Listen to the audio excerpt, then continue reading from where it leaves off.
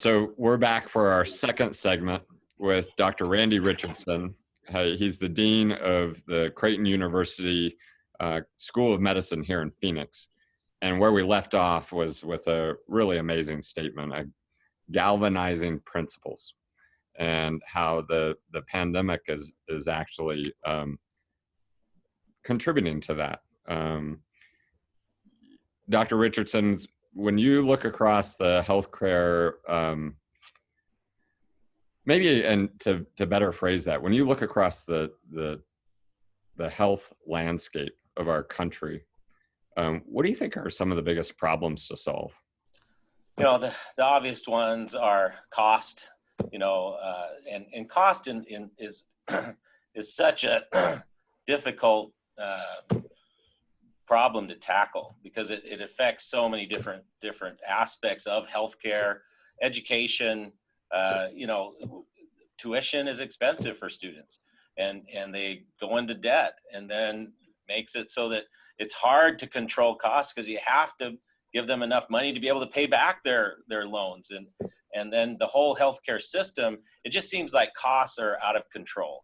And so you have to talk about costs, and that has to be something that we get better at, figuring out ways to train our students in a budget-friendly way. And I think that is one of the areas that we want to emphasize. We're trying to come together as a healthcare, as a health science campus. So we have multiple professions in the same building, and hopefully there could be some economy of scale. You know, people have talked about this for years. You know, you teach anatomy. Well, the anatomy that the medical student learns, is that different from the nursing student? Are they learning different anatomy? Could there be a way to come together as healthcare professions to sort of learn together a little bit, and be more interprofessional and be more collaborative in our approach to education, where it could decrease the price of an education? So we're really working hard at trying to figure that out, and to be collaborative with each other to try and control costs, do our part to control costs.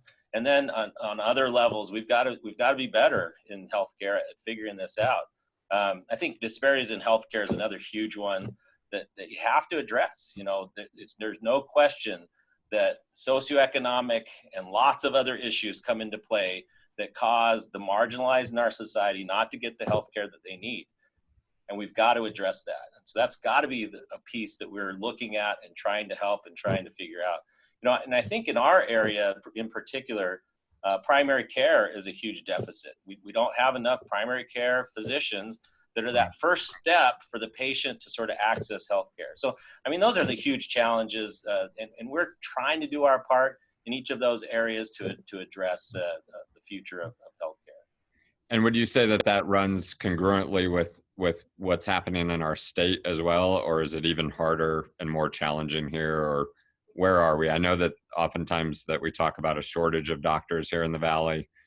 Yeah, I think absolutely we have a shortage of especially primary care. Nursing, there's a shortage. And so, you know, Creighton was invited to the Valley to address some of those challenges. And right. Hopefully we can create some numbers that will be helpful in improving the healthcare here, just by hopefully driving that primary care piece that will help our patients and our population access healthcare. I think it's awesome that you're thinking outside the box. And as a old business person, I always love hearing economies of scale. It kind of, you know, perks my ears up. So that's really neat that you're thinking about how to solve some of the problem for all of healthcare in the Valley. Like, you know, thinking about how to increase capacity for the education of nurses and that kind of thing. That's brilliant. And that's something we've really, I think, learned well on this campus is that there's actually a synergistic effect when you work with other professions. You know, we for years have been doing simulations and standardized patients and exams, but you actually learn more if you do it with nursing and with physical therapy and with pharmacy. These students learning to work together in teams before they have to actually go out and do it in the real setting. That's awesome. And I think, you know, there's lots of places that are learning these same principles, but we've learned it here, and we believe in it, and we want to work together with the other professions, because there is this really synergistic effect that we see with our students. They learn more in that setting than they do in a sort of a siloed setting where it's just medical students, just nursing students, or just physical therapy students, etc. Yeah, I imagine that diversity adds to the conversation as well. So you have, better ideas coming to the table and everyone's enriched from it. Absolutely. And they start learning what each other's role is. You have a respiratory therapy student, and they figure out quickly that they know the doses for the nebulizer. They know the doses for steroids. And so the students start to rely on them for their specialty and their piece in the healthcare system. And I think that's important. I think lots of times as physicians in the past, we say, well, I work with all the other healthcare, professionals. And so they see me do it, and that helps them learn. And I think that's true to an extent. But all of us know that it's very different to be the person in the arena rather than seeing somebody else do it. Spectator support versus active participant, those are two very different things. And I think we really pride ourselves in training our students together to care for patients. That's a neat segue to what I was going to ask is, and I would love to have you as a professor or faculty.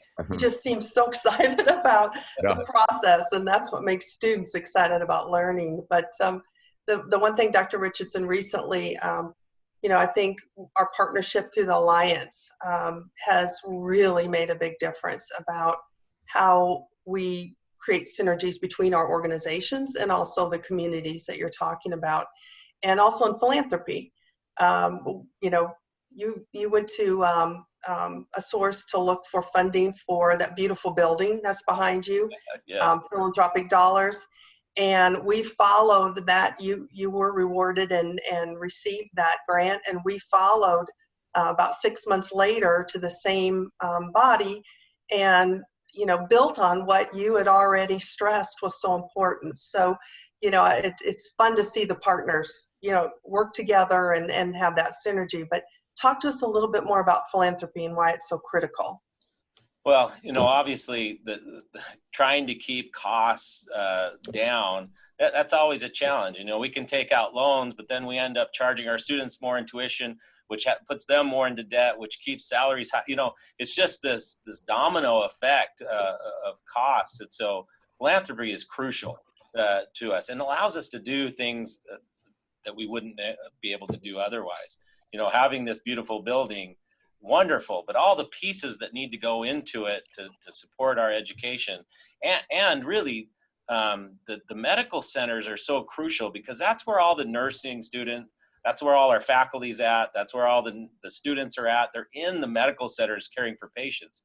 So making it as convenient as possible for them to go and learn together is crucial. That's something we've learned here on our campus, and we want that for Valleywise too. And so we're so excited about the simulation center that you got a recent donation for, that'll bring that simulation center into the medical center and have that easy access for students and faculty and residents all to come together interprofessionally to start working on learning as teams. And so philanthropy is critical, and I'm on the end where we get to see how those dollars are used.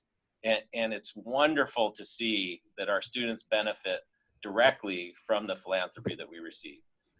So wonderful. And I'm so happy to hear about your simulation center and other things that you guys are working on, and your new building that you're building over there at Valleywise is going to be beautiful.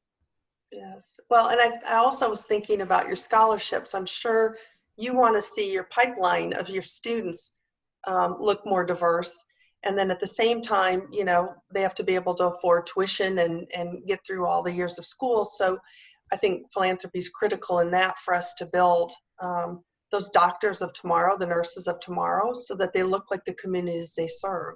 Exactly. And that's really one of our big goals, is to have our student population look like the population we live in. Right now, we are not doing that, but we haven't been in charge of our own admissions process yet. So we get our first shot at it this year, and we're really working hard to make sure that we do have a pipeline, that we are reaching out to our community to make sure that we have representative diverse students in our population. I mean, and we've seen partners in the area. You know, we partnered with ASU, and you start looking at their program and what they've done. They do look like the population we serve. Wonderful job they've done. We want to follow them. We want to do that too. And scholarships is a big piece of that. You have to be able to support these students who are kind of at the margins of our society. We want to pull them in. We want to give them an education, but there has to be support for that too, because a lot of times they're not going to have the resources to be able to follow through. And we want to make them, we want to get them to the end of the row where they can be out taking care of patients as well. And so it's critical that we get scholarship money for that exact purpose.